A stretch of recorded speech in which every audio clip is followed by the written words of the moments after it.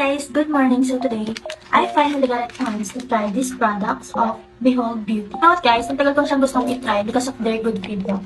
Buti na lang talaga nag-sale ng tuto. I bought their two soaps, and this one is Eyelash Whitening Lip Soap and Behold Beauty in the Sense Baby Powder. And lastly, I also bought their Radiant White Serum.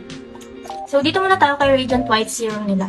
So this serum is not too thick and not too thin na serum. So this one is anti-aging and nakakapag-skin lightening na rin siya. This Radiant White Serum has aloe vera extract. So this is my first time to try serum with aloe vera extract. Well, if you have dry and dull skin, perfect na perfect siya sa'yo. Next is yung kanilang Behold Beauty Soap. So this soap has two scents. Yung isa, fruity scent, and ito naman, baby powder scent. Unahan ko na kayo na this soap is not the usual or common soap na mabibili nyo here sa TikTok. Why?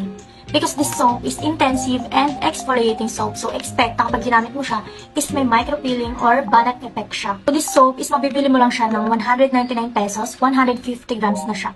And, hindi ito mabilis matunaw. Worth it talaga siyang bilhin. Next is yung kanilang Eyelash Whitening Lip Soap. So, meron na ako nito before.